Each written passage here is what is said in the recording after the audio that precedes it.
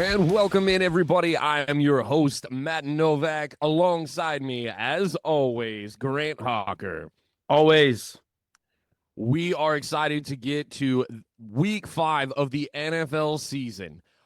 Thursday night, it kicks off San Francisco against the Rams down in Los Angeles, a place that the 49ers, with the exception of the last few games, had called home for a while. Their fan base shows up in droves. We looked at this game, though. No Brock Purdy. George Kittle's not back. Bosa's out.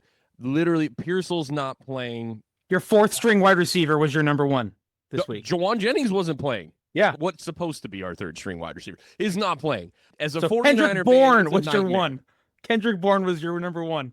Dude that we pulled off the street, literally off the street, and said, hey, here's a paycheck. Come do the thing. We go into the week, and I'm like, hey, man, this ain't good. 8-point favorites. The Rams are looking like a sure bet. And then kicks off a week of parity. That is what week 5 in the NFL was. It is sometimes hard to remember this very true statement that everybody in every week of the NFL season is playing against gladiators.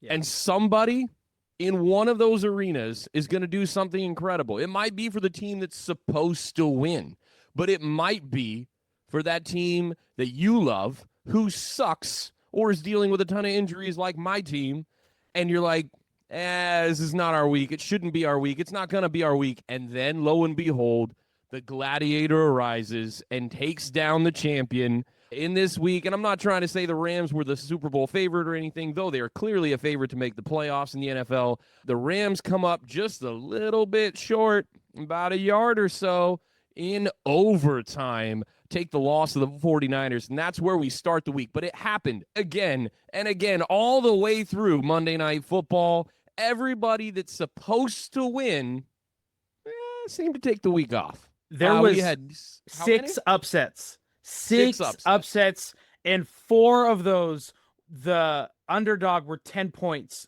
below. They were 10 points below, and they won. It was insane. We say it every week. I claimed it. Every year there is an upset week, and this is definitely the first one. Is there going to be other ones? Who knows? But 6 underdogs won this week. 4 of them 10-point underdogs. I didn't see it coming. And our pick'em, which we'll get to later, I went 0-5 because of it. 0-5. I have never been 0-5. I suck at picking half the time, and I have never been 0-5. That's how random this week was. And it proves the point in the phrase, any given Sunday. Yet again, it remains undefeated, that phrase. And honestly, though, like after Thursday night, we go, okay, that's the fluke. You know, we're looking at the rest of Sunday's slate, and you're like, look at these matchups. Like, there's going to be some pretty big wins here. Like, this team should be beating the crud out of that team. Was not looking forward to Sunday Night Football just based on how the Bills have played. And we saw the Patriots lose to the Raiders early on in the season. And we're like, yeah, that team's probably not good. They just haven't had a tough schedule because they weren't good last year. So they're playing lower-end teams. Yep. And then all of a sudden, as we get through, because again, we're West Coast, so the morning games for us, we're getting through those. It kind of seems like all this stuff's about to happen. And then there's, hey, is that supposed to be happening? Like, why?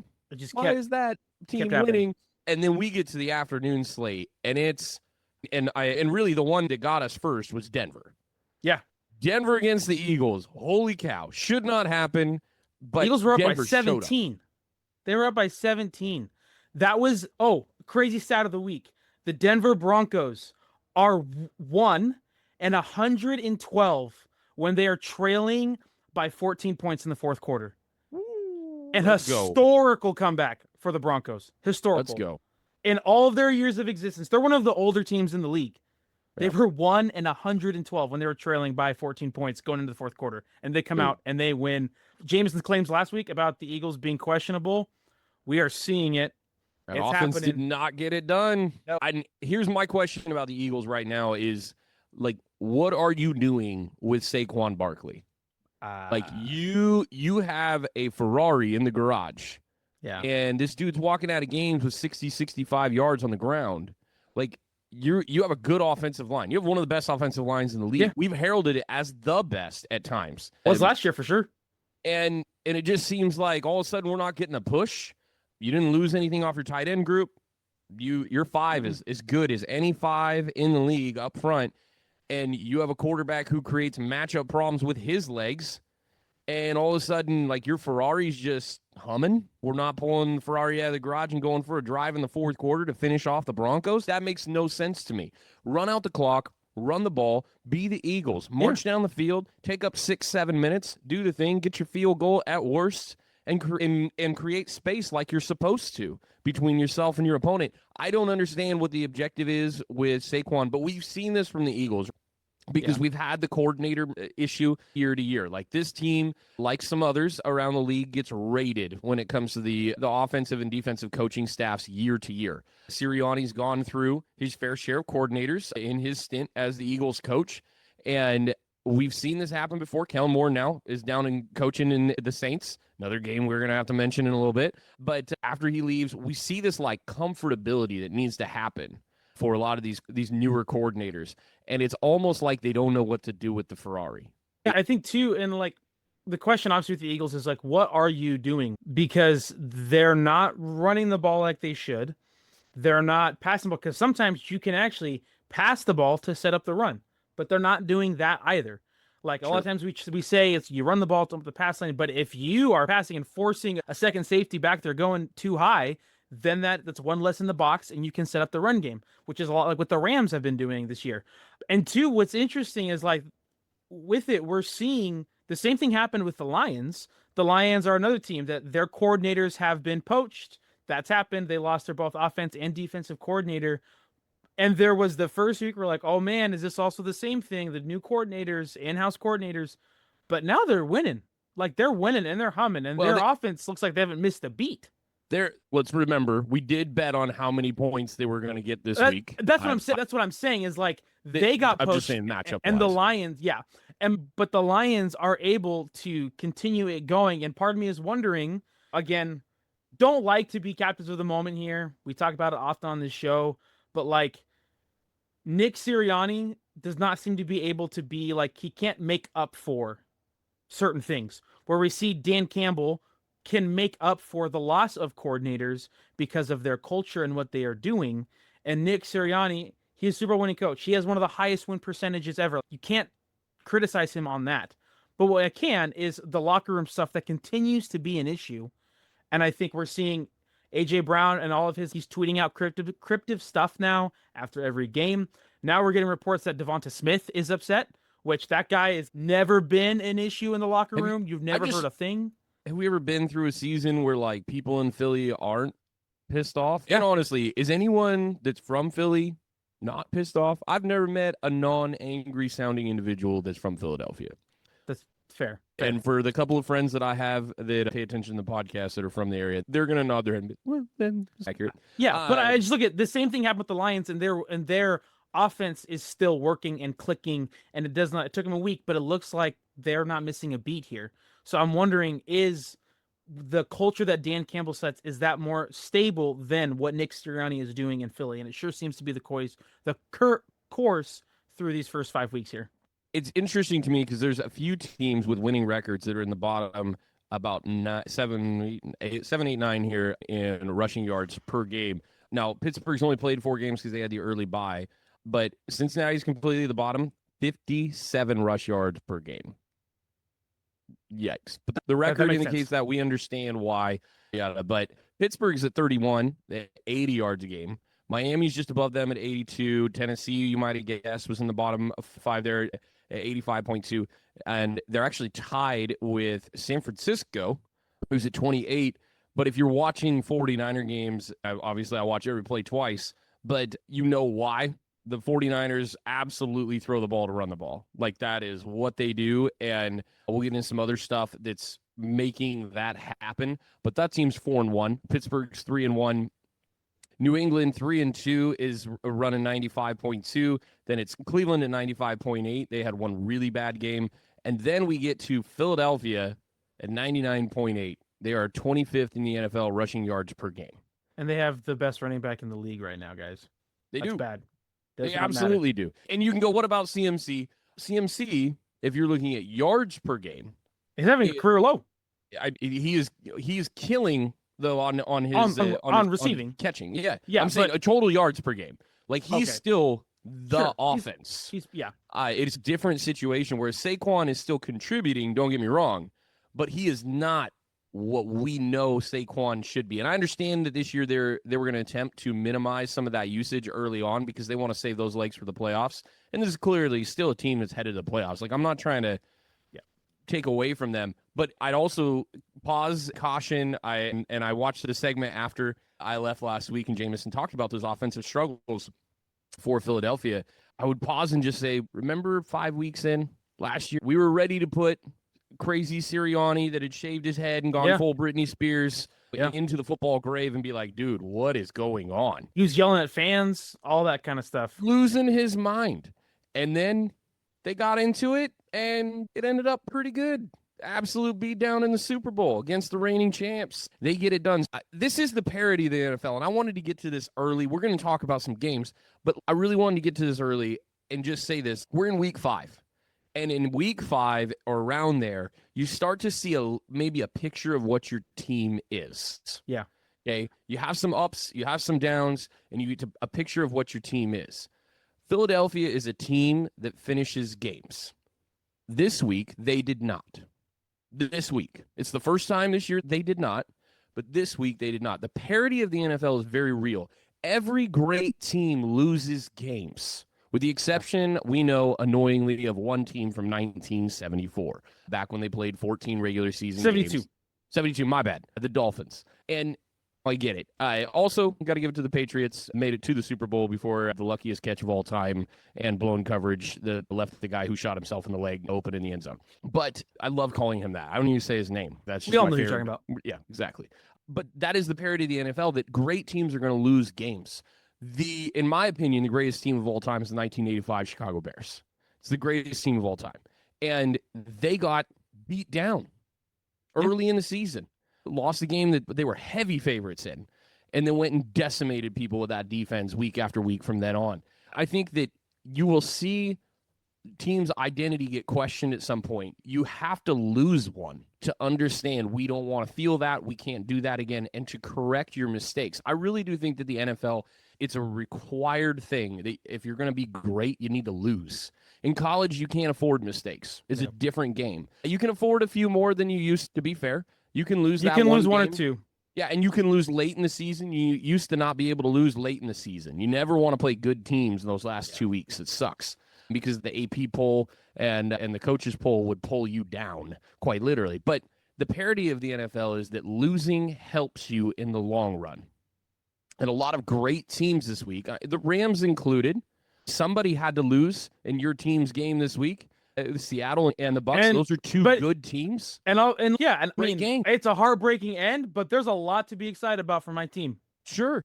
There's a lot. And shout out to our friend Damien, who decided to trade you JSN this last week for Quentin Can't Catch the Ball Johnson. Awesome trade, genius. How'd that work out? Lad McConkey shows back up and takes all the points away.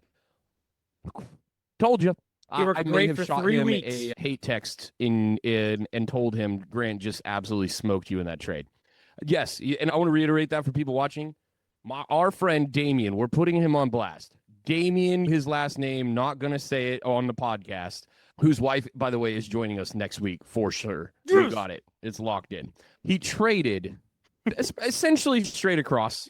No, it was straight across. Okay, it was straight across. Quentin Johnston, straight across for JSN. And because he didn't want to play him because he's a Packer fan.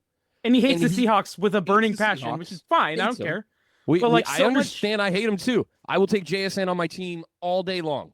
Yeah. Every single day. He hates him so much that he wouldn't play him on fantasy. But because he auto-drafted, he got him. So I turned a waiver wire pickup because no one drafted Quentin Johnson. No. I picked him up after that first week because I had another spot I could just throw to something. And then started him a couple games, won it for me. And turned a waiver pickup. He helped you beat me in week 2. Quentin Johnson did, yeah. He helped you beat me in week 2. Yeah, I mean, I trade him. Jason gets me 23 points. Quentin Johnson gets 4 points. But a great example, though, still, of the parity of the NFL. Yeah. Quentin Johnson's not a good receiver. There were some matchup things. There was some stuff that happened. He caught balls that he normally misses. And if he's going to have a great year, good for him, okay? Sure. I watched him play on Sunday. saw some oopsies on routes, had the fumble. He made Quentin Johnson type mistakes that have been plaguing him for the early part of his career. But that is how it works, though. The parity of the NFL has to come out. Sometimes it's a team that sucks playing really well for one Sunday. And sometimes it's a team that's great. All of the Eagles, all of the Bills going in and losing games that they shouldn't lose to opponents that they may even know really well. And when you watch divisional teams that play each other year in and year out, these coaches learn each other's tendencies. They exploit a weakness. They take one small advantage they have, and it gets amplified. Or they see this one tendency in a quarterback that they've seen 6, 7, 8 times now over the course of 3 to 4 years, and they go, all right, we're going to do that, and we're only going to do that. We're just going to keep hitting that point. We know he's going to get this one, or he's going to get that one, or that run play is going to work, but we're going to keep doing this, and we're going to hope for the turnover here, or we're going to hope for this scenario to happen. And then when it does, you get the parity of the NFL. And I think it's the best thing about the sport is that great teams can lose anytime. Yep. And it's so beautiful and brilliant, and it makes us watch. It's the great story. Game. The NFL, yes, it's a sport, and it's dumb. It's guys running on a field smacking each other for 3 hours. It's mindless. It's dumb. But the narrative and the stories that happen throughout with these teams, with these players, like we talk about the Seahawks Bucks, we'll talk about, but like the fact that both these quarterbacks who like have been tossed around by other players, both going out and dominating, both being first round picks, just being on the same team at one point, one of them backing up the other one, but then they going out and that was the best quarterback performance on both sides of the field in any game this week. Absolutely it was. Like the narratives, the stories that happen is so good. And when you see these underdog teams that aren't supposed to win, that haven't won a game yet with their rookie quarterback, and they win it on a walk-off field goal. Like there's so many things that make it great. Yes, it's dumb, it's lame, it's very caveman-esque. But it's the start and stop. We get it. Like the clock, they're like, why did they only fight each other for 7 seconds? And now we got to wait 35 to 45 seconds for the next one. We get all that, but it's so beautiful what can happen in a game. We were so happy for a couple of teams this weekend getting some wins that were. One of them was ridiculous. 2 of them, really. If we're going to include Monday Night Football, the ending of that game, there is no scenario where Trevor Lawrence should hike that ball, fall on his butt, and not be sacked. That defensive front, which includes Chris Jones and freaking Karlaftis on the outside, like they should have been there in 0.3 seconds, smelled blood and gone. And all they need to do is tap him, and he's down. Touch him. And he literally, the guy falls down, can't get up, falls down a second time, can't get up, tries to get up, slips the third time, gets his momentum, takes off and goes, I'm just going to run now. Whatever play they had is gone. There's no way it was a draw or quarterback draw to the left. And legit, like he just finds a hole, scores a touchdown, and Pat Mahomes is sitting on the sideline going, that didn't happen. By the way, I have to go score points because of that. Trevor Lawrence needs to take his O-line out for drinks tonight or something. For that one. Reals, because they gave him all the time. That was fantastic pass play. It had to be a pass play, by the way. Because if you see the way it lined up and where he was standing and all that, it was definitely a pass play, which was interesting on first down right after a penalty. I know that like their pass game is their strength, but I was like, man, in that limited capacity, you really want Lawrence throwing the ball from the 1? So it must have been something tricky. But by the way, that was not the Goff fumble on purpose. Oh, the pretend, He literally just ate dirt. It was hilarious. I will say that Travis Hunter catch might have been like the best catch of the week. That catch was odd. Like, dude, that'll be on our top plays. He's 8 feet in the air, bro. Like he's in the air for so long in corrals that. So if you're a Jags fan, you're liking what you're seeing. That's 2 pretty clutch passes from Travis Hunter right now. But we live on the West Coast. We don't know a Jags fan. That's fair. We don't. And they're probably not watching. But hey, if you're a Jags fan and you're here this long, give a comment. Good for you. So your team's 4-1 right now. Should be feeling pretty good. Yeah, literally, like they would be 1 right now in the 2. They're 2 in the AFC. Yeah, they're tied. They're tied 2. They're tied for the top of the division with the Colts at 4-1. Yep. No, yeah, it's like Colts, them, the Broncos 4-1. Broncos are 3-2. Bills 4-1. Yeah, Bills, Steelers 3-1 because of the bye. Yeah, and then and speaking of parity, The AFC South has the highest win percentage in the AFC right now. Okay. In the AFC. They got 2 teams at 4-1. No other division has a team at 4-1 in the AFC. Dude, if you had that on your bingo card. And it to be the Colts and Jaguars at that as well. Yeah. If you have that on your bingo card, you are participating in like black magic or something like that. Looking at a crystal ball. What deal with the devil did you make? Yeah. That's crazy. I just think that, and that's why I wanted to get into it. That was hilarious. Just the parody of this last week in all of those games, just to see these underdogs take people down. I also got to say, like, when you looked at this season, there's a few teams that you were like, man, those teams are going to be awesome. They're going to make a run, or they've been dominant, and we expect that dominance to continue. Reload and go. There's 2 teams that are terrified right now. The Baltimore Ravens are shopping, reportedly. Mark Andrews at 1-4 already. Lamar's going to be down. That offense runs through him. Dude, they're praying they get him back maybe after 1 more week, is my understanding. Yeah, it was a 1-2 week timeline. Yeah, I think it's a 2 to 3, potentially. Okay. But it's within there. He's probably missing at least 2 weeks. But, bro, after that game, you want him back real quick. Yeah, you do. But you also don't want to rush him back early and then do that. But, dude. But how many losses can they handle and still make the playoffs? They already lost 4, dude. That's crazy. And you've got the pressure on you. The Steelers are 3-1 in division. Right now, the quarterbackless Cincinnati Bengals are doing better than them. Yeah. And that team's 2-3. Because of, I think, the top 3 teams coming into the AFC that we talked about, it's the 3 that have been around. It's the Ravens, it's the Chiefs, and the Bills. It's been those 3 last half decade or so. It's been those 3 teams. Bengals in there a couple times after Joe Burrow went to that Super Bowl and all that kind of stuff. But if you're a Bills fan right now, and yes, you just lost to the Patriots, but it's a divisional game. You're going to lose divisional games, whatever, like we talk about. Honestly matter? Like, in the end, does that loss really matter? No. Because it's a good loss. Yeah. You lost by 3 points. That it was at home, but that's the only thing I don't like. Yeah. But this may be and with the Chiefs loss tonight, we're recording on Monday night after this game. If you're a Bills fan and you're a Bills player, you see a path for real for maybe the first time ever. Because we're looking at what the Chiefs are. We're seeing them losing these games they shouldn't. We're seeing the questionable offense from them. Lamar Jackson is down. Apart from week 1, Derrick Henry has really not shown up, and I haven't wanted to talk about it because that's my king right there, King Henry. But if you're a Bills fan, those other 2 teams that have been in your way are not looking to be in your way right now. So be excited and be hopeful that continues and that you guys take advantage of it and create that space and create that separation that your team needs to get that first round bye, because there's only 1 now and you need to get it. Yeah. And I want to definitely just remark the Bills did this week what the 49ers did last week. The 49ers against the Jaguars turned the ball over 4 times and still could have won that game. Yeah. Okay, that's how much their defense kept them in it and how well managed the 49ers are, is 4 turnovers and they're still in it. The Bills with multiple turnovers, Josh Allen getting sacked in some situations where you just don't see it. There was some missed blocking assignments in that game last night. That's the one you got to lose. And it's a division opponent early in the season. Like, that's the one you probably should lose. Because now you come back and you go, listen, that taste in our mouth is going away and it ain't coming back. We're going to correct these things. We know what we need to do now.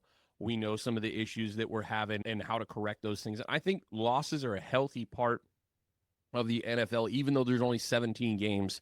The best teams are probably only winning 12 or 13 games this year. There's going to be a lot of the middle. I'm seeing that right now. And the middle's going to be thick. The text I sent today, this is the first time in over a decade that it's the earliest that we have no undefeated teams in over a decade. So teams are beating up on each other. That middle, there's going to be a lot of 9-win, 10-win teams this year. That's just going to be the case. And that is shaping up to be, we even called that in our previews, but that is absolutely shaping up to be true just based on what we're seeing with that. And that the fact that it's the first time in 20 years that no team has started off with at least 5 wins in a row. So that's looking to be very much the case here. And speaking of the game that we just were mentioning in New England Buffalo, dude, Drake May with a few of those throws. Holy cow. Dude. Go rolling out to his right. I'll put Baker up there. And don't get me wrong, like Matt Stafford can sling it. I will even say the old man out in Pittsburgh, there's a throw, what was that week? I think it was week 1 that he made off to the right. Was that against you guys? It was week 2. Yeah. Okay. It was incomplete, but it was insane. That one I'm talking about. Yeah, it was so good. Just how a 41-year-old man especially is doing it, but that's a great throw for anybody. Yeah. But we've seen some really good ones. But dude, Drake May, that is unique. Watching him sling it into these very tight windows and just perfect, like on the dot throws. It's impressive to see him do it at the speed that he's doing it. And I don't know, it just deserves an early mention. As much as Buffalo played bad and their offensive line got beat up a little bit more than usual, we were also questioning. I saw Mike's text in our thread about Cook and the usage, and it seemed like they were holding back. He did end up with, I think, 15 carries. It wasn't nothing. Yeah. But clearly a few more would have done them some good in this game just based on how the offensive line was handling pass rush. But I don't want to like totally just put it all on Buffalo played bad, because Drake May looked fantastic. And good on him, man. That was a great win for a young quarterback, getting used to a new head coach. That was pretty simple. And I'll say it, as much as Tom Brady's great, you've never seen that from a New England quarterback like in the last 25 years. You haven't seen that. No, it's a gunslinger. We all know what Brady's not beating you with his feet. He's not beating you with his arm. He's beating you with his brain. Oh, yeah. 100%. We're always playing chess when you were playing checkers. 100%. He made one throw early in the game, and he's even said this. I would overthrow a ball knowing that the percentage chance of completion was not good. I'd overthrow a ball early in the game on first down.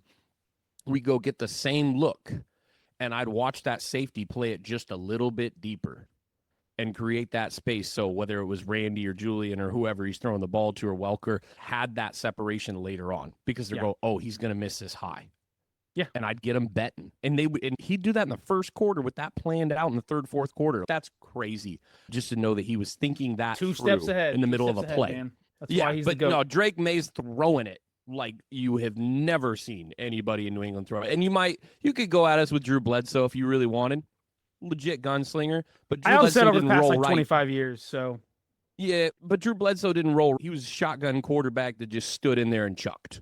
Yeah. Okay. And he was a tough dude, don't get me wrong. Absolutely tough dude. But Drake May, awesome throws. That was a heck of a game. Don't want to take anything away from that guy. Love the effort there on Sunday night. And really, the Bills know what they got to do. But I want to get into one that you were excited to talk about, because I know you got some stats on it tonight. Yeah. Oh, sorry, dude. Hold on. Mark that. That's an edit. That was all a right, shit. I'll try and find it. Path. All right. But, yeah. But I want to get into a game that you were excited to talk about and hit it real quick, because the funniest game of the weekend absolutely went down in Glendale, Arizona. The most hilarious. How did that happen? One of your heroes got to be the hero of the game, in a sense. Dude, like, it was so good. Seeing Tyler Lockett recover a fumble for the Tennessee Titans, like wearing number 4 also, which is weird. But if you knew anything about the Seahawks and Tyler Lockett, that he torments in Arizona. That's he has 1,200,000 plus games in Arizona. So it just is fitting that he's in Arizona to recover the goofiest touchdown fumble ever. Oh my gosh. Like, we've used this phrase a lot lately, like Looney Tunes. Like, it was absolutely the definition of a Looney Tunes touchdown. Yeah, just the little scrambling of the feet, like all of it. Oh my gosh, was this? But that is the thing everybody is talking about. But also, it's the second time this season where we see a dude just be like, I'm going to give a little shout out to my boy Deshaun Jackson and drop the ball at the half-yard line before crossing the end zone. Okay. And I'm going to say his name wrong like I usually do. Is it a Marcadero? DeMarcado? That's just completely wrong. That's his last name. I don't know. I was trying to visualize it on his jersey. Like, he's not super important in my life. I did pick him up this week in fantasy and start him. I still end up winning both of those games, even though he screwed that up for me. But when I watched it live, I was watching the game. I see the ball go across the end zone as on this long breakaway run. In case you missed it, I don't know how you missed it because if you're paying attention to the NFL, you already saw this play. But you see his arm go forward, and in my viewpoint, even live, I was like, "Oh no, he's got it." I saw him do it, and I was like, it's fine." The ball crossing the I will say slow mo. It's still in his hand. Now, I understand he's releasing the ball, but they're seeing it secondhand. I did not like that it got overturned because in time, it was a touchdown. Sure. Like, they called a touchdown first, then they reviewed the play. I don't like that they're like, he was intending to let go, so we're going to say that he had let go, but you could literally see the ball breaking the plane. With it still in his hand. In his hand. Because he's not gripping it, but it's in his hand. And the defender did not punch it out. He was already dropping it. And so at what point do you call that a loss of possession? Now, because it's still in his hand, but he's not gripping. It's like this. His hand's like rolling out almost on it, yeah. And there's no momentum off of his hand. He's just literally not gripping it. Now, because in the world of possession, though, he'd already possessed it, and he's forfeiting possession as he goes into the end zone. I feel like they were putting some intentionality to that movement. And now, so everybody understands, this is at the point where the game is 21-6, and that was the score heading into the fourth quarter. Okay? Yeah, 21-6. 21-6. This would have put them up 28-6. Game over. 22 point. Yeah. To be real, the game should have been over even at the 21-6. Sure, but at 21-6 is 2 scores. Yeah, it still is. Yes, correct. So, yeah, 28-6 is a whole lot different. Absolutely. But I just don't understand. I know that they're excited, they're hyped up about it, but bro, just tuck that thing all the way through, dude. At this point, it's twice in 2 weeks that we've seen it. Like, it should be in everyone's mind. And we see it often, right? On those like punt returns, those kickoff returns, those guys celebrating and like a punter comes and trips them up or things like that. Like, dude, get your whole body across that plane before you start celebrating. Every head coach in the league. Every head coach. I honestly saw what Gannon did to him afterwards. He just laid into him on the sideline. That was the butt chewing of all butt chewings. Yeah. He gave it to him. I didn't like that he apologized for that. I don't think he needed to. Dude, unless he said something horrible about his mom, I don't think he needs to apologize. You cost your team the game. Yeah. You're a professional at your job. Your job is to literally get ball in end zone, and because you were so excited about what you thought you did, you gave up on that early, even though we all watched the same play happen last week. I guarantee you it was on most people's like media room and most teams. They're being like, don't you do this. I guarantee it was. Every head coach gave the speeches last week. Gannon is probably doing what he did on the sideline because he'd just given the speech 2 days before. Listen, boys, we get into the end zone. You play till the whistle. Make sure we you get play all to the way freaking through the whistle end zone, and then we drop the ball. Yeah. That's fine. Like, we just see it too much. I didn't like the apologize. I thought it was dumb. Tennessee gets this win 22-21. Last second comeback, but down 21-6 in the fourth quarter. Dang, man, that should have been over. By the way, Joey Sly, who ends up winning this game for Tennessee, had shanked so hard. One of the worst. The announcers thought he missed it because the announcers are like, because they saw the refs giving it's good. But the announcers are like, he didn't make that. It didn't look like it. It does not look like it from the TV angle, really. I know what you're talking about. That's the ending. He missed an extra point earlier in this game. Earlier. Okay. I'm saying that one. He missed an extra point so bad that I was like, I don't think they're going to let him kick a football ever again. But I wouldn't. It was worse. I don't want to say that I'm incapable or that of doing what he did, but I could go out right now. I feel like you could do better than 3 out of 4 would be better than that for sure. And I'm terrible. I'm a toe punching, kicked a few around in high school kind of guy. I'm nothing. And I watched that and I was like, dude, that was a full on shank. And he had great protection and everything. But no, he comes back to win this game and got his redemption moment and all that stuff for him. Super cool. Glad for Joey Sly and all that. But it was hilarious. But I got to say, too, the other thing that got me, and maybe we'll get to the point on what you wanted to talk about in this game, is I could not believe the foot off the gas that Arizona pulled. Dude, they didn't pass the ball on that final drive. They didn't do anything. That was the most conservative, we're going to get this win type of coaching that I've ever seen. I don't think anybody learns a bigger lesson including the running back who decided to drop the ball early in this game, than Gannon. And I think the lesson is purely put more points on the board. Don't pull your hand off the throttle, man. Keep going. It's a complaint that I've had about the head coach of my favorite team a few times, is that he has done that very famously in a Super Bowl. He'll score a lot of points early, and then he'll go a quarter and a half with no points. All of a sudden you're like handing the ball off like crazy, but your quarterback's been just dissecting a defense, and he takes foot off gas because he's worried about getting the quarterback hurt, if we're being honest. That's why. And I get that. But yeah, Gannon needs to own that. 21-6 is coaching. It absolutely is. It's coaching.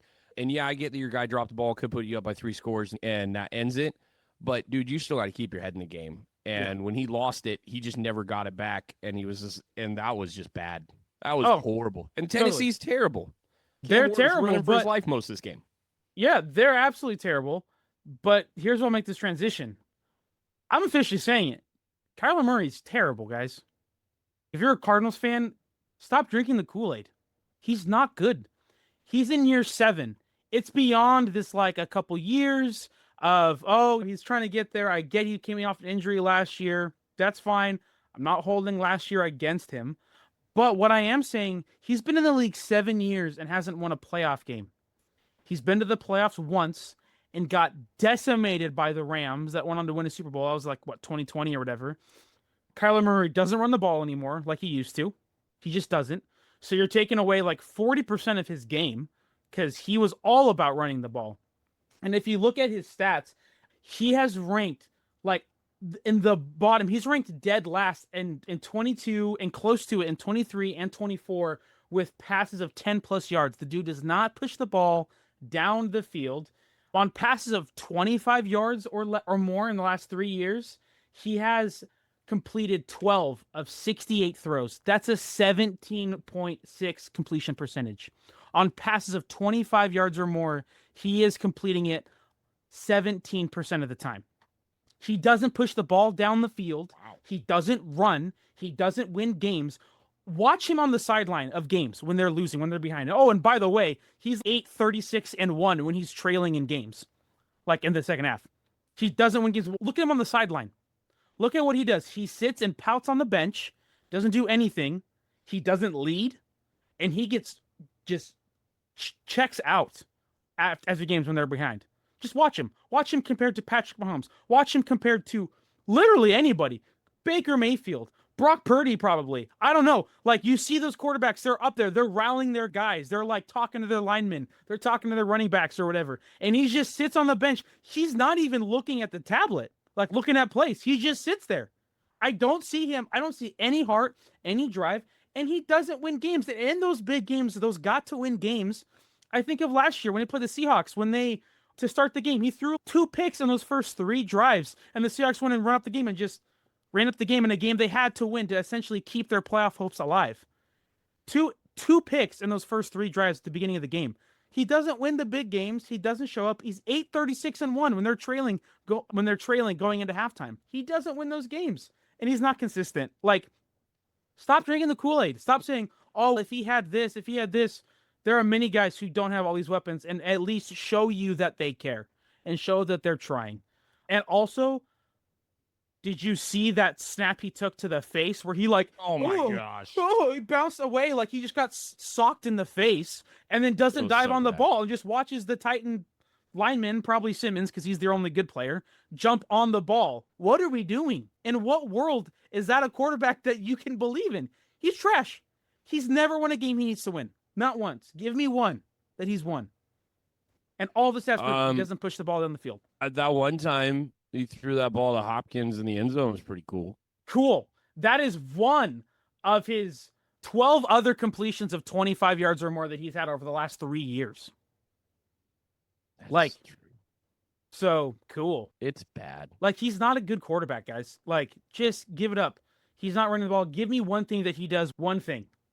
I'm not even saying elite. I'm saying or above average at. Because there's not a thing. That is... So, as someone who's in the NFC West, Cardinals, keep him forever. And that's where I'll end that. Keep him forever. Because the Cardinals will continue to be nothing and that'll be great. They're just a little brother in the NFC West, and they'll continue to be literally the little brother because Kyler Murray is little.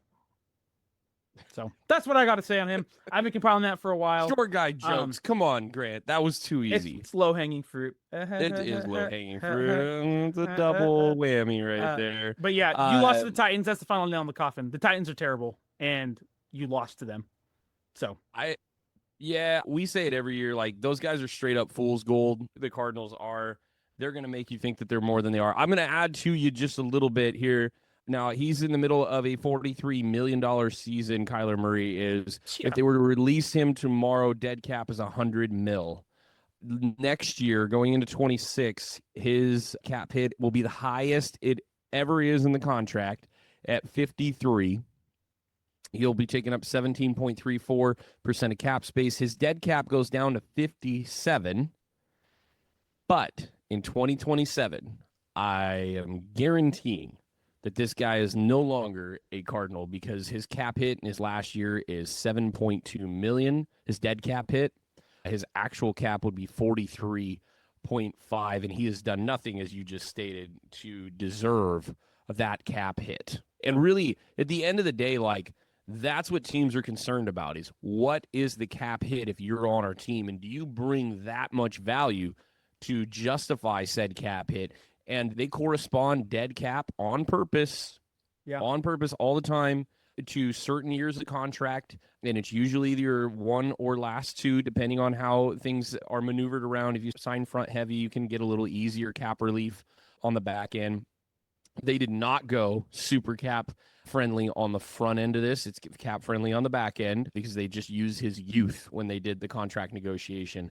But this is going to be a regret contract for sure. Oh, they're regretting it now. 100% they are. Because no one's going to trade, because he doesn't justify it even to 50% of it. Like, he's just not good.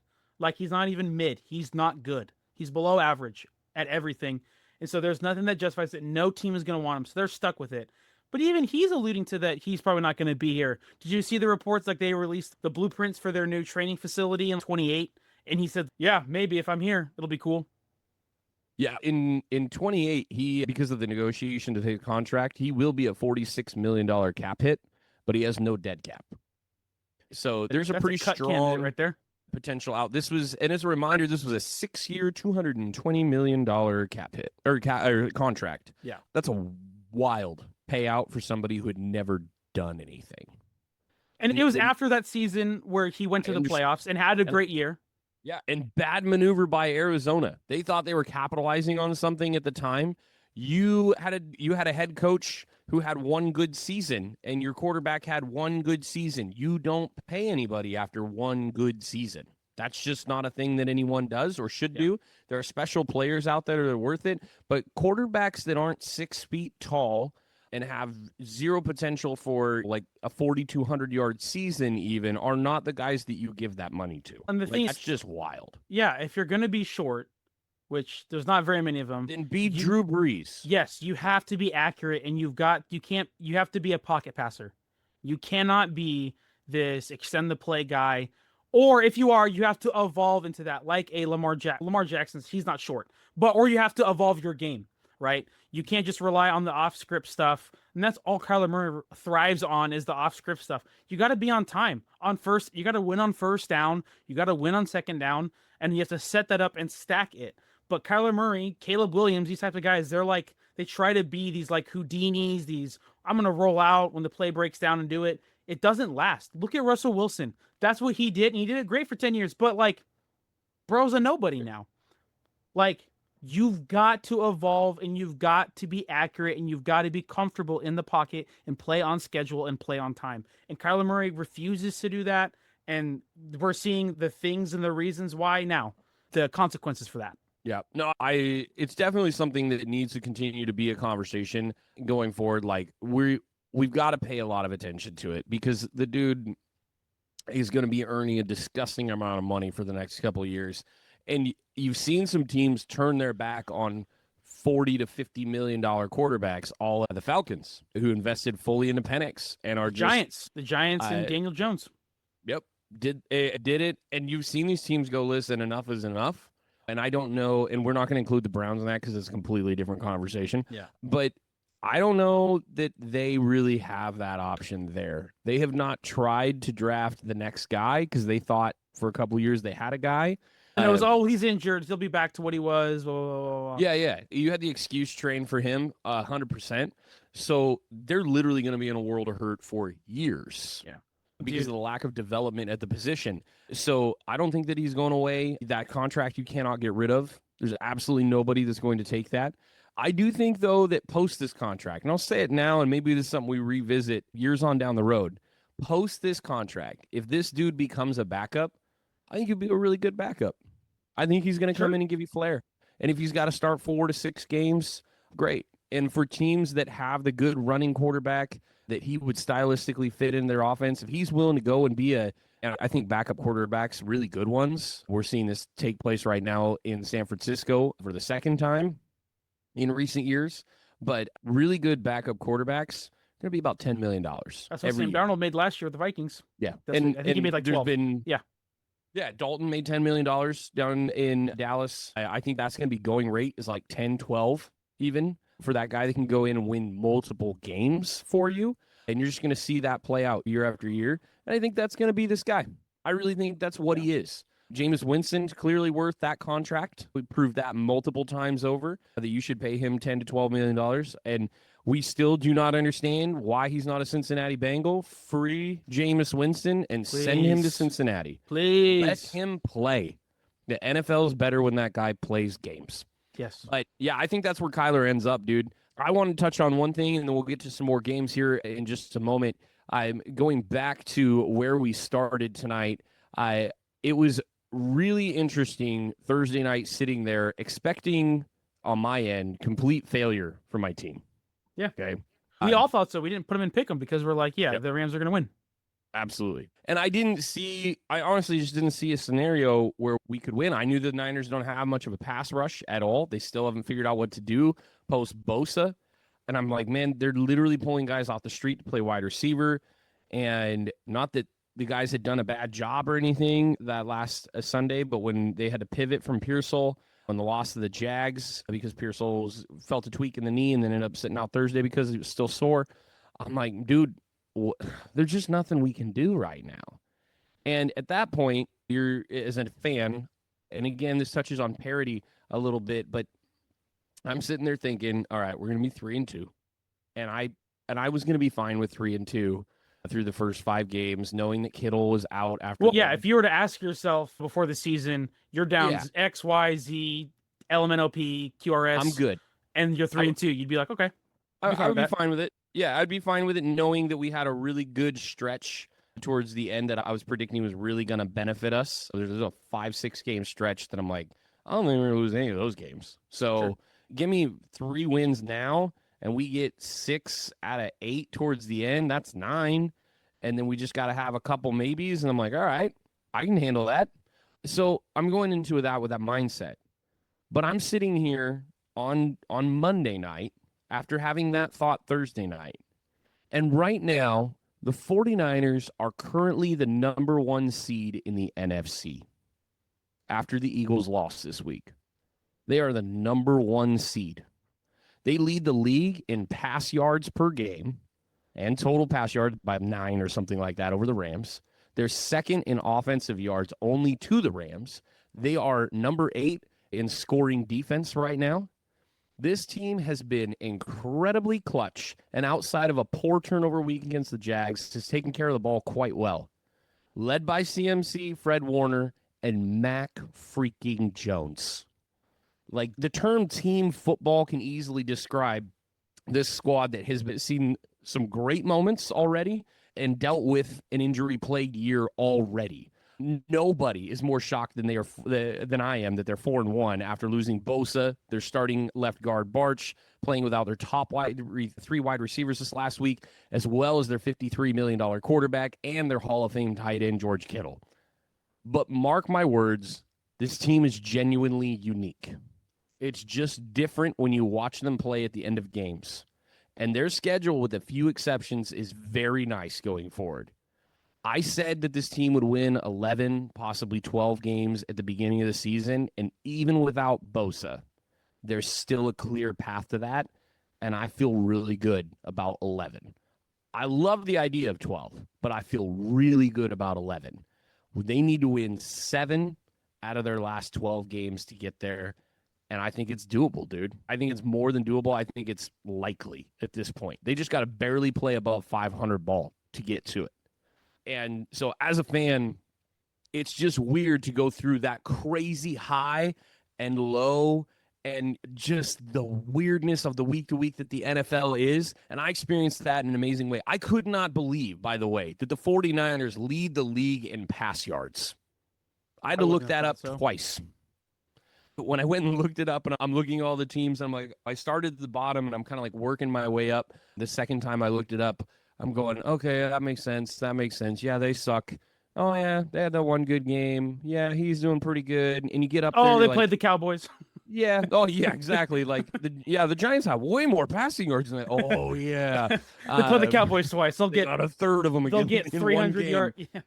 But legit, I just went through it and I'm like, that's pretty crazy. And to go look at what's happening, it's incredible to see that here in the moment. Definitely did not think that we would be where we are. And really, I'm saying that because of one win that could have gone either way. 2 incredibly clutch moments for the 49ers. Our second round pick, Alfred Collins, knocking the ball out at the goal line.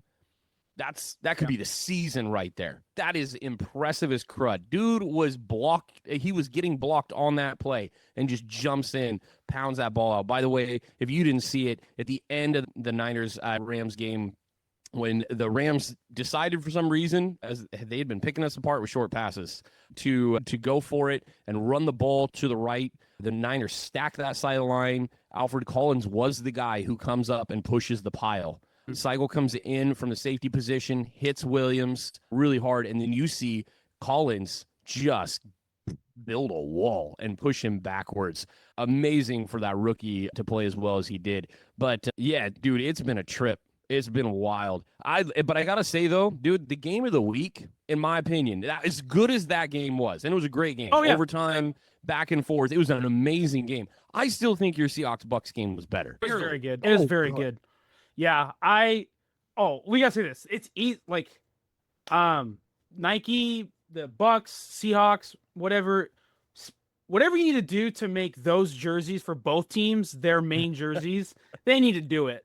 Especially for the Seahawks. Seahawks, we've been pounding that for the last couple of years when they released those throwbacks. Are those early 90s, late 80s? Yeah, it's it's 90s. Like, they need to make those. They've had those ones I've got behind me for 13 years now. It's time. It's time for a refresh. You got to refresh it. Old is in, baby. Like, was that not like the best jersey matchup? I'm sorry from the game. Solid. It did something. It like scratched an itch in my brain watching those like off-white creamsicle ones and then those throwback ones. I mean, even it was a little more white than I remembered on the Bucks jerseys. Like a little more. Yeah, but what's cool is that they were both celebrating their 50-year anniversaries because they both started the same year, so they were both wearing them. So that's cool. I love that.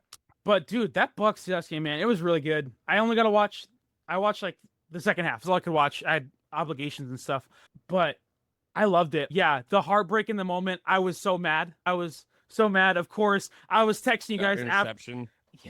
Like I know my brain's broken, but I wasn't surprised. Like, legitimately, I'm like, it's gonna be one of those games where we're gonna march down the field, we're gonna get close or something like that. Same with that Niners game week 1, right? Where it's like, oh man, they can do it. But I'm like, there's something in the back of my head. Being a Seattle sports fan, I'm like, it's a little too good to be true right now that we could go do this. And I was right. There was that in me, 100%. We got the ball down to the 1 yard line, and then that idiot, dude, threw the ball. Dude. Yeah, dude. And after what the Mariners did the night before, I was like definitely upset. But Sam Darnold played incredible. I don't fault him for that pick. It was the pressure. Pressure got to him. It bounced off the dude's helmet as he was going down. Dude, it happens. It happens, man. Football. Yep. It's football. And I will say, and what I'm going to say is, dude, he did have the game-winning drive. He marched down 99 yards against the Bucks, who have a solid defense. Apart from this game, there was no defense in this game. It was such a good punt that got them. At the 1 yard line, all the way on. Then I literally, when he made that punt happen, I'm sitting there going, "That's it." Game. Yeah, But Sam Darnold marched 99 yards, and he got the game-winning drive. It was the game-winning drive. Yep. And that defense gave it up in 4 plays because we're down 3 of our 4 starters in our secondary. And I think that's the difference, 100%. Sure. Like, with seeing how open those guys were, like Ibuka and JSN, by the way, hello. Are those two the new future of wide receiver play in the NFL was 100%. Those two guys, Baker and Ibuka? Holy crap. The connection is insane. Because the windows, and not to fault Darnold, your scheming for offense was better, in my opinion, throughout the game. What's the difference, though, is clearly Baker's a better quarterback. Nobody's trying to deny that here.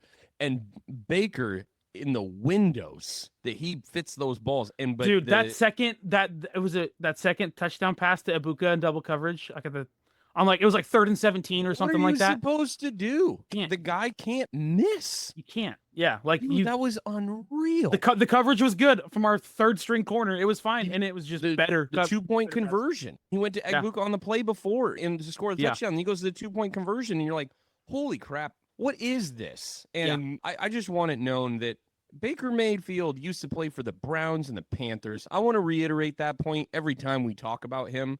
Yeah. How you missed on that guy. The Bucs swoop in and immediately pay him. They're like, you seriously? And only paying him like $35 million, which is a steal. That's a steal. He's worth 60. How he's playing right now, he's worth 60. Yes, because you're talking about a guy. Okay, dude, I wanted to do this real quick, okay? Throw out right now it could be top 3 or 5.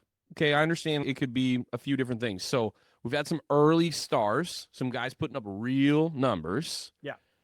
You're 3 to 5. We understand the MVP is a quarterback award. Yeah.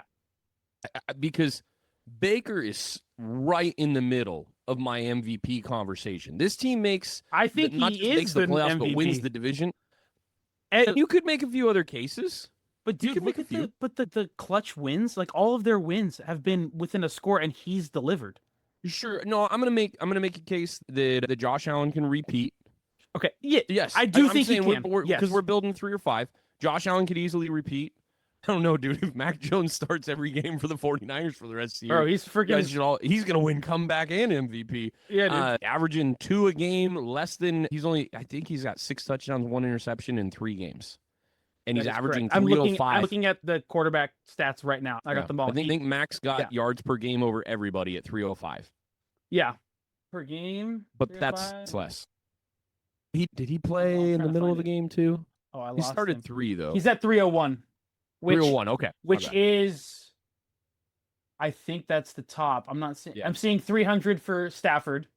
Yep. But I know he's right there with him. Yeah. Yeah. Max at 301. Stafford's just played more. He's played all 5 games. So. Yeah, no, Mac Jones has second most average yards a game. No, but Matt Stafford could probably be in the conversation. Josh Allen's in the conversation. I'm not seeing. I don't know how a running back could overtake right now. No, I don't think anybody's got that right now. Jonathan Taylor. Maybe. No, but if you looked before this week, because he had 3 touchdowns this week. Yeah. So if you look at his stats prior to this week, I wouldn't give it to him. But if we're talking about the course of a season, sure. But you also got to give Daniel Jones some love there. He's got 7 touchdown passes. I'm like, I don't know. But dude, no, they've played 40 3 times already. That offense has. Yeah, there's a case to be made. Dude, I think that's like the Niners a couple years ago, where CMC and Brock canceled each other out with how much. Yeah, they both played well. Yeah, but that'd be their scenario too. Going back to Baker though, when he was trailing in this game, he was 10 for 11, 143 pass yards, 2 touchdowns, and a perfect passer rating of 158.3. Ice in his veins, bro. And all he's doing is winning games every single week. Yeah. This guy, and if you take it through the rest of the schedule, say this team wins 12 games, sign him up. Send him to the ceremony. Yeah. Like, it's done.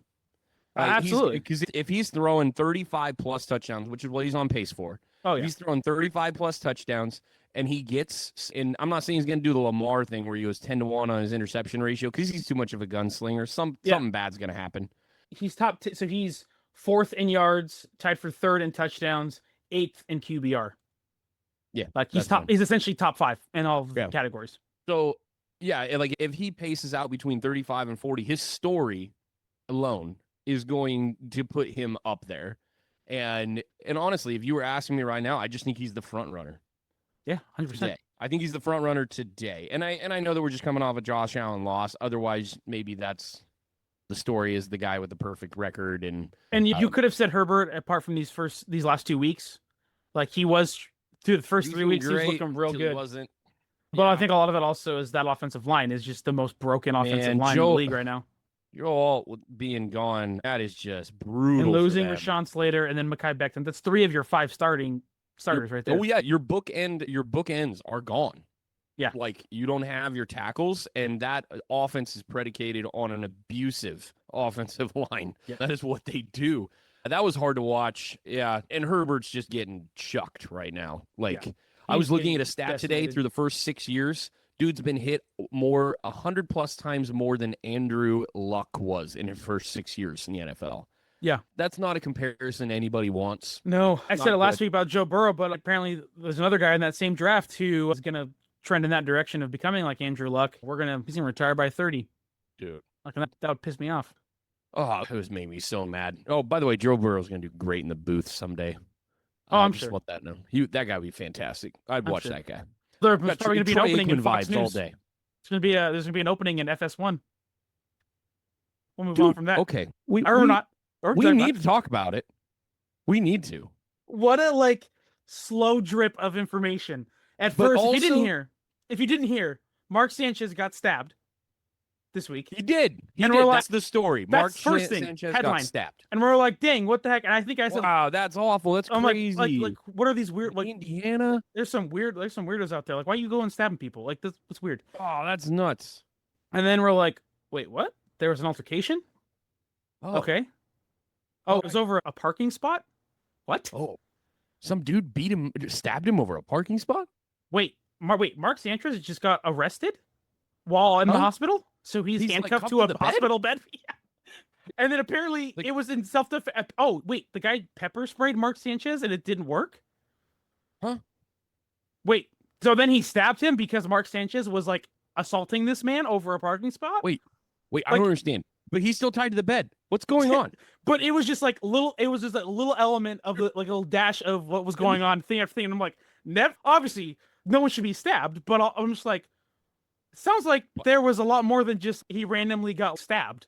Apparently, the big scary football player had way too many adult beverages and went lurking in the midnight hour and found a guy who was doing his job, unloading a truck, and said, "You can't park here." I'm not going to do a Mark Sanchez impression. And then pulls this dude out of his truck. They get into a fight. Mark Sanchez starts fighting him, smashes this dude into a wall, smashes him, body slams him on the ground. The guy has pepper spray because apparently he may or may not have been told he couldn't park a few places before, and busts out the pepper spray, hits Sanchez, doesn't work. And then Sanchez goes and he's still beating on him. And the dude pulls out a knife as a last resort, gets him 2, maybe 3 times, is what we're being told now, in the chest. And then Mark Sanchez runs away and gets himself checked into the hospital. That's a dude who can handle a few things, but also he's super inebriated at that point. Yeah. And now he does not have a job. He's not going to have a job. Yeah, it's not official yet, but... Yeah, elder abuse is real. That dude was 69 years old. Did you know that? I did not know that. He beat up. He was 69.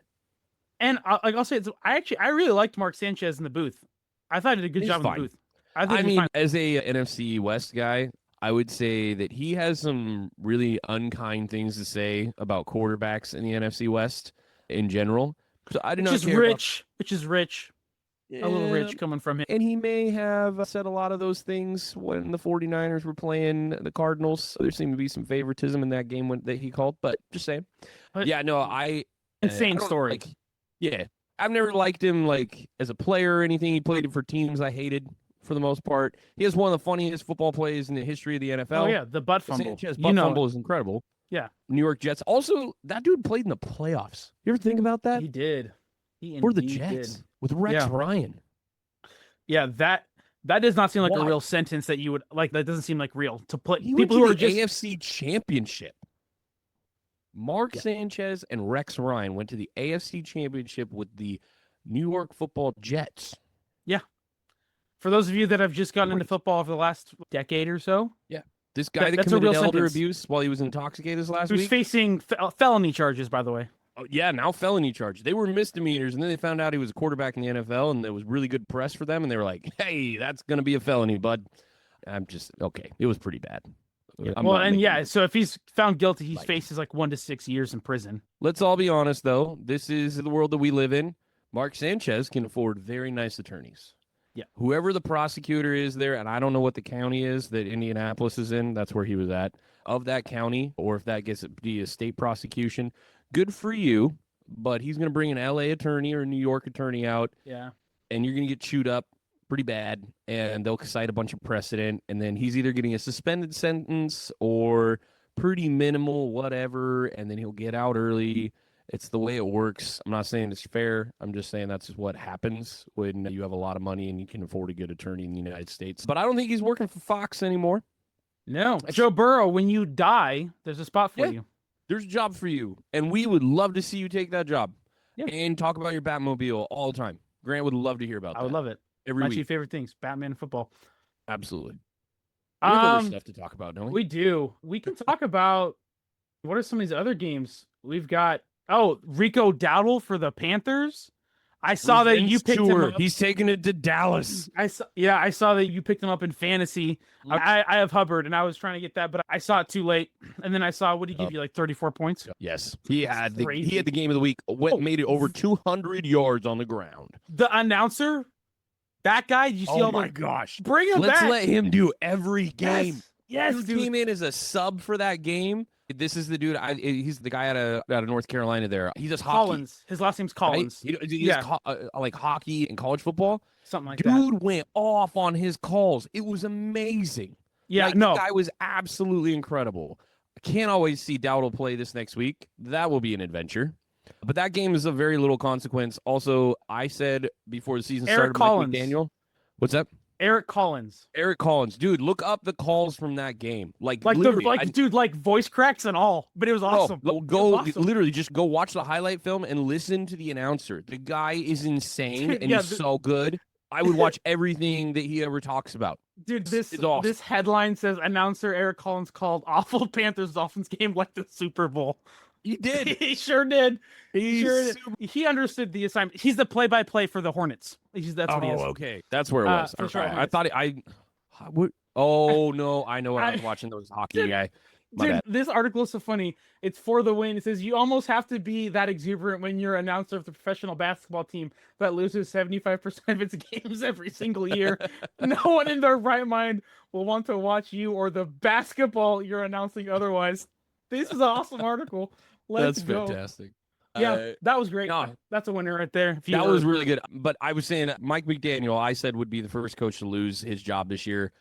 He's clearly on said path. Precedent's been set. The Dolphins ownership has fired 2 other coaches that started disappointing 4th years. About 5 or 6 games in, we're right there. I think now. I think it might go to Thanksgiving. I think. I don't think so, dude.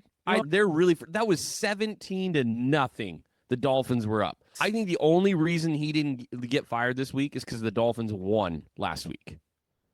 I literally think that's it. Otherwise, I think he's done. Okay, so before Halloween or after Halloween, then, because they play the Chargers. They'll probably not be in the Chargers, even though the Chargers have been suspect last couple weeks.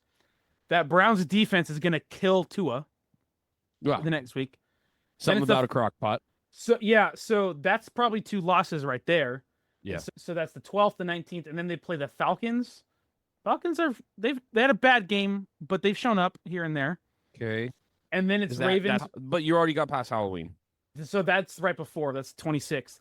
And then they play the Ravens. Lamar Jackson will probably be back by then. After Halloween? 30th. So it's the day before. Oh, they have the Thursday night football game? Yeah.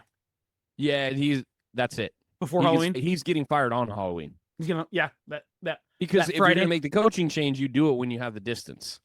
Yeah. Like you have the distance between the firing and your next game to get coordinators sorted. You can deal with that over the weekend, name your interim coach, come in on Monday and go, all right, guys, we're doing a bonus practice and this is what we're doing. This is the game plan going forward. So we're calling it on October 31st.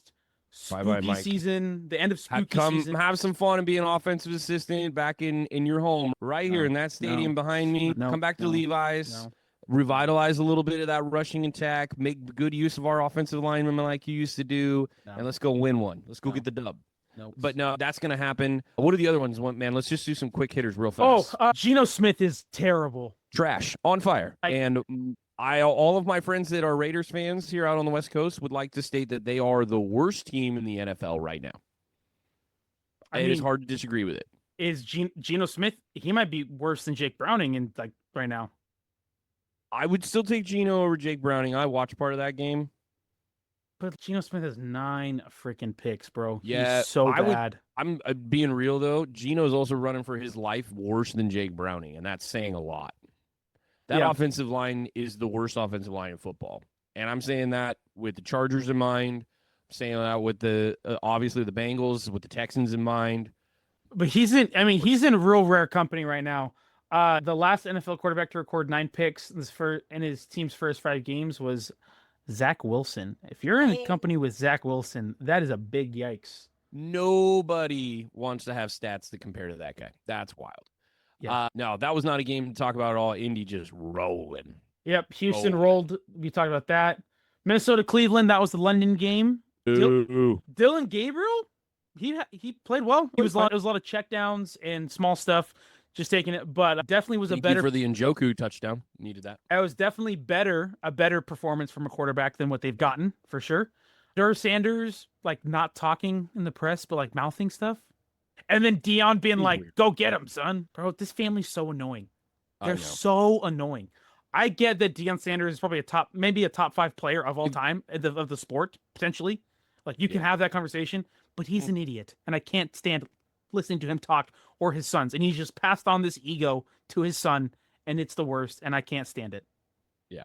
And I'm glad he's there. I'm glad he's with the Cleveland Browns. Let's get into Pick'em. This week's a little bit tough, though. We have a few spectacular games to pick from.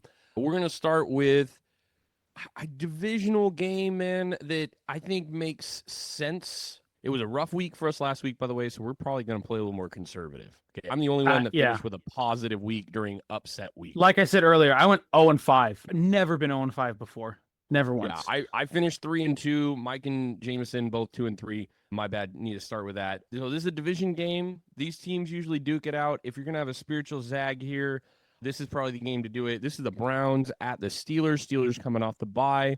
Browns with Dylan Gabriel now taking over at quarterback, at least for the time being. The parity of the NFL is very real. Upset week. How are you feeling, dude? Are you, after going 0-5, are you willing to go Browns here? I could definitely see a path here because this Steelers O-line is not very good, where this line could just absolutely just shatter Aaron Rodgers. Like the Seahawks did. Of the Browns is unreal. Like the Seahawks did when they just killed Aaron Rodgers, and he played bad in that. But coming off a bye is a big deal. Yeah. So I think I'm going to take the Steelers. And that, honestly, I might have taken the Browns if there wasn't a bye week there. I legit could be convinced of that. I don't think that if they were the doghouse, it would steer me. I don't think the Browns have true home field advantage. Not right now. Their fans aren't checked in. Yeah, and I realize, I'm just gonna go Steelers. I know that is a safe bet. It's probably the right bet, and I'm gonna leave it at that. It is the Steelers. Yeah, Jameson is taking the Browns. Oh, we got his pick'ems, and we'll get Mike's later. Dude, I would have thought that if one of them was gonna zag, it would be Mike. We'll see. Surprised by that. Okay. Yeah. So that was the one. That was the one there. Again, we'll get Mike's, and then we will go up here. We've got the Bears at the Commanders. Both teams are we still don't know what either of these teams are. We don't. Nope. Obviously, with Gene Daniels being injured for a couple weeks, they won one of those games, but they've also lost some that were like, eh. And same with the Bears. They've won some impressive games. And they've also lost some. I have no feel on this game. To me, this is actually probably the harder one to pick for me. The Bears, you got to remember, also coming off the bye. They're coming off the bye as well. I will say Jameson's pick here. Jameson is taking the Commanders. Okay. And this one, we'll snake that. I am also going to take the Commanders. Not a huge thing to throw in here, but I like where they're progressing to. By the way, Debo has turned into a target monster over there. Dude, if you drafted Terry week, McLaurin, you are pissed. Yeah, this last week, like he brought in, it's 2000, 10, bro, is it 2019? Is it 2019 right now? Because that's what it sure feels like. 10, 11 targets. The next closest person in terms of targets, oh my gosh, I'm blanking right now. They're a rookie running back. Oh, McCourt, the whatever hyphen name. Yeah, I know. Yeah. Oh my gosh, that's terrible. He had second most with 2. Yeah, Krosky Merritt, Ja'Cory Krosky Merritt, that guy. Thank you. Yeah, we're gonna just call him JCM. That works. Wonderful. Yep, JCM. Yeah, I think I'm taking the Commanders too at home. I think another week to solidify Jane Daniels being back. Again, I still don't know what really any of these teams are. It does seem like Jane Daniels is, at least the NFL has figured him out, but he still has to adjust back to the NFL's adjustment. That takes a little bit there. But I am going to take the Commanders. I'm just going to take the home team here. I do think these teams right now are pretty, in my eyes, they're pretty much even with each other, but I'll just take the home team there. So next up, we've got a good game, one that we're excited about. And I think that if this game was last week, because the Niners are showing up, it's a good game, and I'm intrigued at what will happen. Obviously, I'm rooting against your team, and I will also take the Bucs in this game. It is the 49ers at the Bucs. I am going to take the Bucs here for all the reasons that Baker Mayfield is great and is elite at this point. And winning those games in all the different ways. They've won close games. They have won shootouts. They've won defensive games. And they've won them all. And that's no slight to the 49ers, but I still just think this Bucs team is just really good. And I think they might be the number 1 seed in the NFC. And so, like, they have a chance to get that. I am going to take the Bucs in this one. Baker's a dog. And yeah. Yeah, as a Niner fan, I don't love that this game is in Tampa. And that, because it's like, yeah, I don't love that the game's in Tampa. I gotta say, I think I flipped the coin on your game last week with the Bucs, and I was good taking the Bucs. Like, it made sense. I did note the injuries to your guys' secondary, and I'm gonna say this about that. I think that clearly Baker was able to utilize those members of the secondary being out to his advantage. Freak Woolen went out. Like, that's when he lit it up in the second half. It was a defensive game the first half. It really was. 49ers, like, they have some holes, but the holes are not in the secondary. And Lenore is absolutely legit, and he is beginning to shadow within the construct of the 49ers defense. Used to be a scheme where guys didn't travel. Too much. He talks so much. Bro, he talks a lot, but he's never not talked. He's got ops with everybody. Like, every week, it's like I hear all this stuff about him getting into someone else. He gets everybody riled up. It'll blow up in his face at times. It has a couple times, but for the most part, it works for him. And some guys just need that. I think it's dumb, but I'm gonna go 49ers here just because for once they're whole from 1 week to the next. Looks like Pearsall's supposed to play in this game, so definitely feeling a little more confident about the wide receiver position. And I don't know, sometimes a team like the Bucs just comes off a big emotional win like that, and there's a little bit of letdown. So maybe I'm being hopeful as a fan, but 49ers gave me a lot to hope for. Gotta take your team, man. It was a good week. Gotta take your team. Yeah, Jameson's taking the Bucs. I imagine that Mike would probably take his Niners as well. No, that's true. He is a little bit more on the He's the Eeyore 49er fan. He 100% is. That's true. I'm the hopeful. He's the Eeyore. Yeah, that's fair. But we do have James taking the Bucs. We'll get Mike's later. And then we've got Toilet Bowl, another one. Oh my gosh, this game sucks. These are the two worst teams in the NFL. It is the Titans at the Raiders. And we're going Jameson doing the snake. He took the Raiders in this one. I will join him. As not good as the Raiders are, and I know my friends feel that their team is the worst team in the NFL. I've heard this a lot from Raider fans right now. I don't think that they watched the Titans play, or maybe you've not seen a Dolphins game this year. To me, to me, the Titans win speaks more about how bad the Cardinals are and how trash Kyler Murray is. It doesn't move the Titans at all. No, Titans really suck. It's just a personnel issue. Like, genuinely, it's a personnel issue. I think they're doing the rebuild mode. They have I just like nobody. Cam Ward. They Lots don't of got there. anything, any blue chip players. They have no talent. They got nothing. No. By the way, did you see this weekend Calvin Ridley caught his 400th career reception in that game? And then also this weekend, Keenan Allen became the 16th wide receiver of all time to catch 1,000 balls. Hall of Famer? All 15 in front of him are. And I'm sure there's some that are behind him that are as well. Yep. Quite sure of that. I was like, oh, that's crazy. I did not realize that. So yeah, that longevity in his career is just bananas. And but I think he's the Hall of Very Good. Yeah. I don't think he's a Hall of Famer, but it's going to become a conversation. Yeah. Yeah. I'm taking the Raiders as well, as much as they suck and Gino will turn the ball over. There is at least some stuff I like with the Raiders, as opposed to one thing I like with the Titans. Like that's just the Raiders, and they have a better coach. They do right now. That's true. And like as much as the Raiders are sucking right now, Pete Carroll's not the one that's out here throwing a million picks every game. Gino is just giving the ball to their offense. Truth. Yeah, I'm gonna take a better coach there in that case, and it is at home, so that's what I'm gonna do. Oh, and then you get the last one. That's fitting. And you have to go first. It's the Seahawks at the Jacksonville Jaguars. Jags 4-1 after they went over their Chiefs tonight. Seahawks 3-2. They're close one. Yeah, the Seahawks had a good loss last week. I don't know if I alluded to that. I think it was a good loss. If they had two of their healthy secondary players, I think they win the game. I really do. And so to me, it proved that the Seahawks, I think, they're hanging with the Bucs, the Niners. They're all like these one-score games. They've lost. This is the first time that the Seahawks gave up more than 20 points. That defense is really good. This is an outlier over that. It's not the new normal. It's really not. So the sky is not falling. The Seahawks could have absolutely won this game if they were a little healthier. And also Baker Mayfield is like a top 3 quarterback in the league right now. So you can't really be that upset when you lose like that. It's heartbreaker, but I am going to take the Seahawks because overall that offense is legit. Sam Darnold's legit. He's top 5 in every single category for quarterback right now. He's second in QBR. He's playing really well. That offense is doing exactly what they need to do. I am going to take the Seahawks in this one. And also, Mike McDonald does not lose away games. He's 10. He does have a good away record. He's 10-1 or 11-1 at this point in his coaching career. Yeah, no, that is incredibly valid. I'm going to say this out loud right now to be very clear. Jaguars are fool's gold. They are.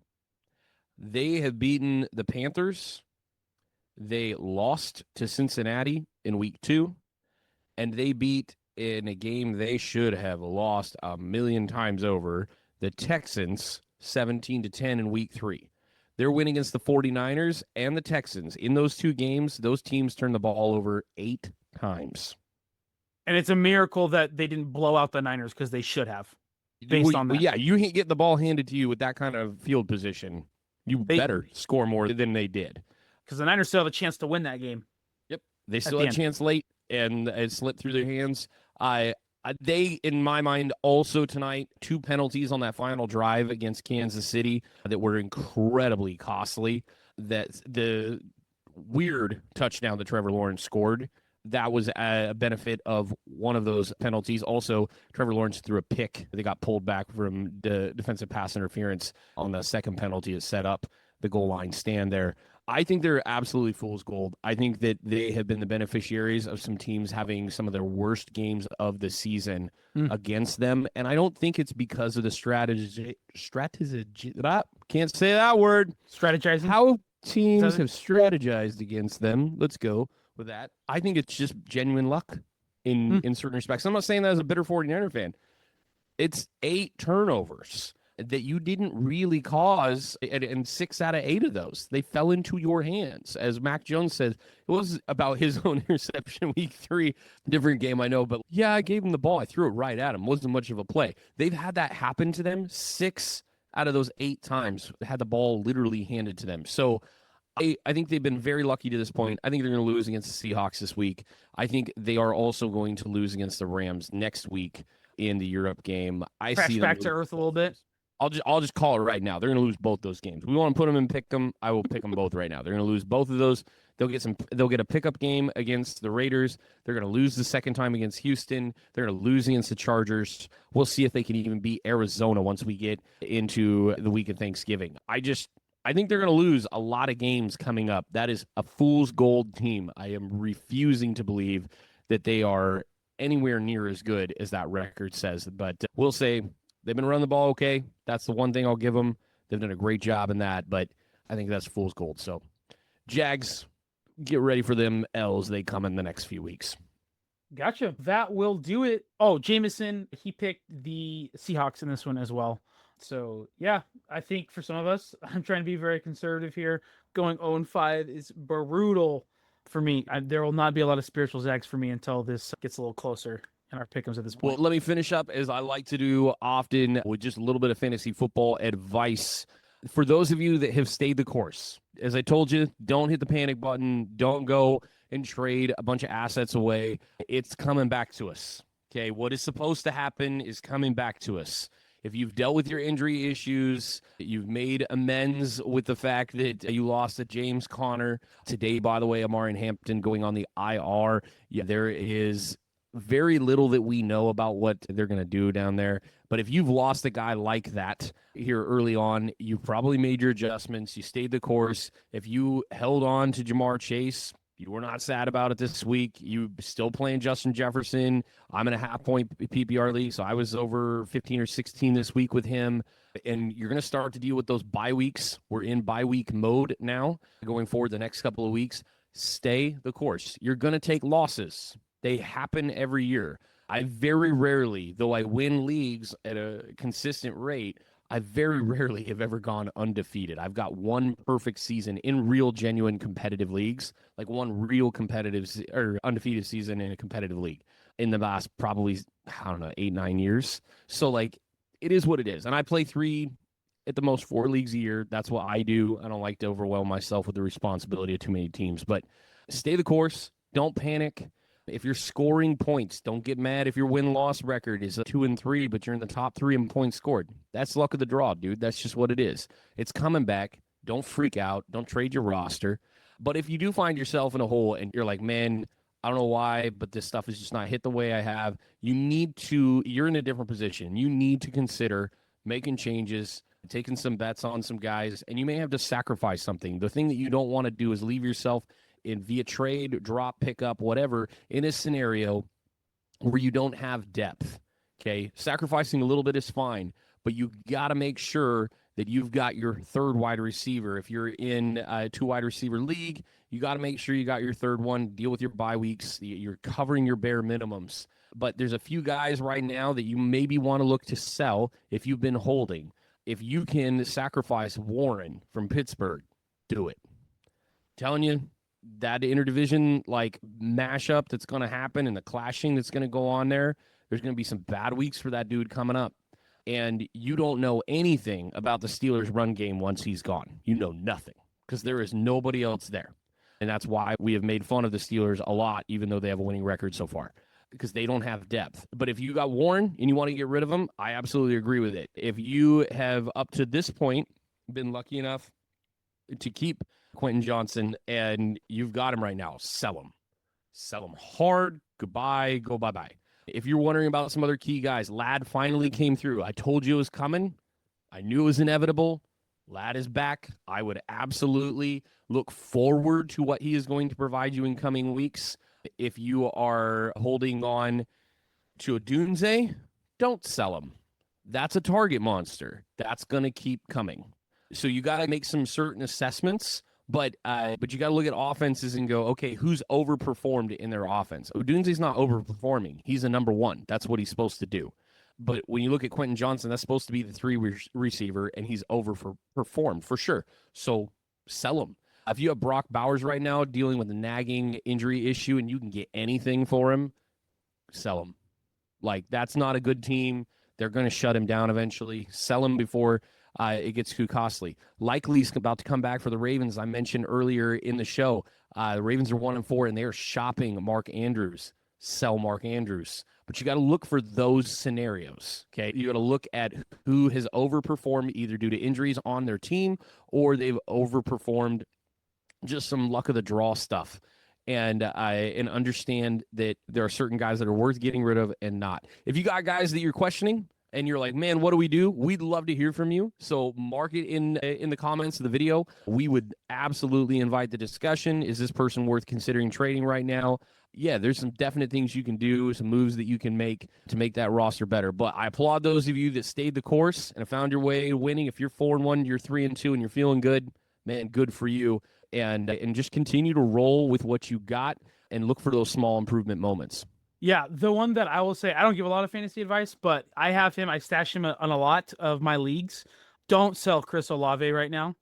That dude is 6th in catches right now.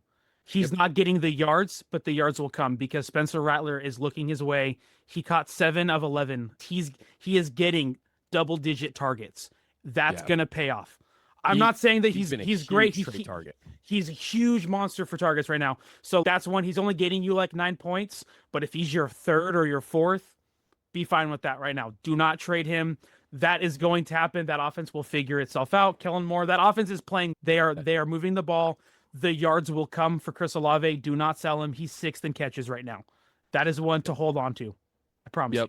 And I don't think that what you saw from the Texans this week was necessarily fool's gold. Stroud finally coming through and getting it done. Even Nick Chubb it was double digits in our half-point PPR league. He got a touchdown and 60-plus yards this week. Watch that Texans offense. Nico's one you could go get pretty cheap right now, just as how he's performed. So if you're needing that extra receiver, that's a good target. Kittle's about to come off the IR. The Niners are looking at not this week against the Bucs, but the week after. I went and got him in a trade while he was on the IR from somebody who already had a tight end. Went and got him there. And then this last week, we're in a chopper league, guillotine league, my bad. And he was not prioritized in the guillotine league because he was on the IR. So he didn't pop as a high points producer, obviously, because he went out in week 1. And I was able to snag him there too. I also went and got Tyler Bass, who's sitting on the IR. He's about to come back in and take over kicking for Matt Prater. And remember, when that dude is kicking, he's so good. Oh my gosh. And the Bills tonight attempted 3 field goals, got 2 of them. That's a kicker you want to keep. If you can go get Bass and stash him on your IR, I would do it. That's absolutely worth it unless you have a Hampton and Ayuk and you're waiting for all that, or Kittle or whatever. But yeah, man, there's still a lot of time, and don't panic. Just don't panic. But we love to give the advice, especially when it comes to trades. I don't like to tell you everything all the time because of who watches our show and the fact that I compete against those guys. But when it comes to trade advice, we'd absolutely love to be about it. There's great metrics that you can go find on websites. You want to do plus minus comparison. Every major outlet uses them. My bad. Whether it's Yahoo, Sleeper, whatever, they all got trade comparison. But we can give you our honest projection. And I'm a pretty good hit rate, man. That's why we do the podcast. We hit often. We're right a lot. And it's fun because we are big fans that watch a ton of football. We hope that you watch a ton of football this week as we roll into week 6. We're going to be here next week to recap it all and just probably be as shocked as we were this week. So we hope you guys enjoy the action. Have a great week. Kyler Murray sucks at football. We'll see you next week. Peace.